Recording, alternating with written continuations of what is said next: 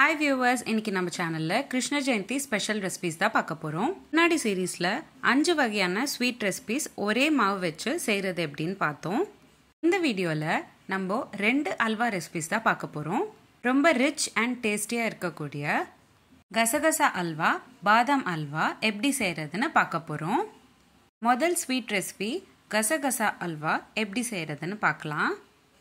முதல்ல ஒரு மிக்ஸி ஜார்ல 50 கிராம் போல கசகசா சேர்த்துக்கோங்க. நல்ல ஃபைன் பவுடரா நம்ம இந்த கசகசாவை அரைச்சுக்கணும். அரைச்சக்கப்புறம் கொஞ்சமா பால் சேர்த்துக்கணும். 10 to 15 ml போல பால் தேவைப்படும். தண்ணி சேர்க்காம காய்ச்சின பால் சேர்த்துக்கோங்க. மறுபடியும் நல்ல ஃபைன் பேஸ்டா அரைச்சுக்கோங்க. பேஸ்ட் நல்ல திக்கான கன்சிஸ்டன்சியில் இருக்கணும். அப்பதான் நம்ம அல்வா புரட்டுறதுக்கு சரியா இருக்கும். இப்போ அடுத்ததா ஒரு கடாயில் 50 கிராம் அளவுக்கு சர்க்கரையை சேர்த்துக்கோங்க. எவ்வளோ நம்ம கசகசா எடுத்துக்கிறோமோ அதே அளவுக்கு சர்க்கரை தான் சேர்த்துக்கணும். ஸ்டவ் ஆன் பண்ணிக்காம கடாயில் 50 கிராம் சர்க்கரை, அரைச்சி வச்சிருக்கிற கசகசா பேஸ்ட், 10 கிராம் போல் நெய், அதாவது 2 ஸ்பூன் அளவுக்கு நெய் சேர்த்துக்கிட்டு நல்லா கலந்து விட்டுக்கோங்க. சர்க்கரை நல்லா மெல்ட் ஆகிற வரைக்கும் நல்லா கலந்து விடுங்க. சர்க்கரை நல்லா மெல்ட் ஆனதுக்கப்புறம் ஸ்டவ் ஆன் பண்ணிவிட்டு விடாமல் கலந்து விட்டுக்கிட்டே இருக்கணும், இல்லைன்னா அடி பிடிச்சிரும். நடுவில் கொஞ்சம் கொஞ்சமாக நெய் ஆட் பண்ணிக்கிட்டே வரணும். ஆல்ரெடி நம்ம 2 ஸ்பூன்ஸ் அதாவது 10 ml நெய் சேர்த்தாச்சு. இப்போது நம்மளுக்கு இன்னும் கூட ஒரு 15 ml அளவுக்கு நெய் தேவைப்படும்.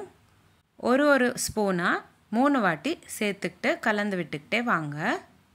நீங்கள் விடாமல் ஒரு 10 நிமிஷம் போல் நல்லா கலந்து விட்டுக்கிட்டே இருந்தீங்கன்னா வீடியோவில் காட்டுற மாதிரி நல்ல அல்வா பதத்துக்கு வந்துடும். கடாயில் ஒட்டாமல் கரண்டியில் தனியாக வரும். இந்த ஸ்டேஜில் தான் அல்வா ரெடி ஆயிடுச்சுன்னு அர்த்தம். லாஸ்ட்டில் 1 ஸ்பூன் அளவுக்கு நெய் சேர்த்துக்கிட்டு மறுபடியும் ஒரு வாட்டி கலந்து விட்டுட்டு சர்விங் பவுலுக்கு மாற்றிக்கலாம். இந்த கசகசா அல்வா 15 நாள் வரைக்கும் நீங்கள் ஸ்டோர் பண்ணி வச்சுக்கலாம். ஏர்டைட் கண்டெய்னரில் ஸ்டோர் பண்ணி வச்சுக்கணும். இந்த ஸ்பெஷல் அல்வா ரெசிபி என்னோட அப்பா வீட்டில் பெரும்பாலும் ஃபங்க்ஷனுக்கு செய்யக்கூடிய ரெசிபி, அதாவது எங்கள் வீட்டு சிக்னேச்சர் ரெசிபி கூட சொல்லலாம். ரொம்பவே சுவையாக இருக்கும் இந்த அல்வா. கண்டிப்பாக ஒரு வாட்டி நீங்கள் உங்கள் வீட்டில் ட்ரை பண்ணி பாருங்கள். இன்னைக்கு சொன்ன அளவு தாராளமாக 4 to 5 பேரை சாப்பிடக்கூடிய அளவு தான் நான் உங்களுக்கு சொல்லியிருக்கேன். உங்களுக்கு எவ்வளோ தேவைப்படுதோ அதுக்கேற்ற மாதிரி நீங்கள் அளவு கம்மியாகவோ அதிகமாகவோ சேர்த்துக்கோங்க. அவ்வளோதாங்க. ரொம்ப சிம்பிள் அண்ட் ஈஸியாக, அதே சமயம் ரொம்ப சுவையாக இருக்கக்கூடிய கசகசா அல்வா ரெடி ஆயிடுச்சு. இப்போது அடுத்து நம்ம பாதாம் அல்வா எப்படி செய்கிறதுன்னு பார்க்கலாம் வாங்க. இந்த ரெசிபி கூட ரொம்ப ரிச்சான அல்வா ரெசிபி. பாதாம் அல்வா செய்கிறதுக்கு நம்ம முதல்ல 100 கிராம் அளவுக்கு பாதாம் தண்ணியில் ஊற வச்சுக்கணும். 8 மணி நேரம் போல் தண்ணியில் நல்லா ஊற வச்சுக்கோங்க. அதுக்கப்புறமா பாதாம் மேலே இருக்கிற தோலெல்லாம் நீக்கி விடணும். இப்போது நம்ம தோல் நீக்கி வச்சிருக்கிற பாதாம் எல்லாமே மிக்ஸி ஜாரில் சேர்த்துக்கிட்டு ஃபைன் பேஸ்ட்டாக அரைச்சிக்கணும். நீங்கள் அரைச்சிக்கிறப்போ பால் சேர்த்து அரைச்சிக்கணும். நல்ல திக்கான கன்சிஸ்டன்சியில் அரைச்சிக்கணும். இப்போ அடுத்து ஸ்டவ் ஆன் பண்ணாமல் 100 கிராம் போல் சர்க்கரையும் நம்ம அரைச்சி வச்சிருக்கிற பாதாம் பேஸ்ட்டும் சேர்த்துக்கிட்டு கூடவே 2 ஸ்பூன் அளவுக்கு நெய், அதாவது 10 ml போல் நெய் கூட சேர்த்துக்கணும். சர்க்கரை கரையிற வரைக்கும் நல்லா கலந்து விட்டுக்கணும். சர்க்கரைலாம் நல்லா கரைஞ்சக்கப்புறம் ஸ்டவ் ஆன் பண்ணிக்கிட்டு விடாமல் கிண்டி விட்டுக்கிட்டே இருக்கணும், இல்லைன்னா அடி பிடிச்சிரும். கிண்டிக்கிட்டே இருக்கிறப்ப நடுவில் நம்ம நெய் சேர்த்துக்கிட்டே வரணும். நான் இப்போது மறுபடியும் 10 ml போல் நெய் சேர்த்துக்கிறேன். விடாமல் கலந்து விட்டுக்கிட்டே இருங்க. மறுபடியும் ஒரு வாட்டி 10 ml போல் நெய் சேர்த்துக்கிட்டு கலந்து விட்டுக்கிட்டே வாங்க. 5 to 10 நிமிஷம் போல் ஆகும் நல்ல அல்வா பதத்துக்கு வர்றதுக்கு. அது வரைக்கும் விடாமல் கலந்து விட்டுக்கிட்டே இருக்கணும். நான் இப்போ வரைக்கும் 30 ml போல் நெய் சேர்த்தாச்சு.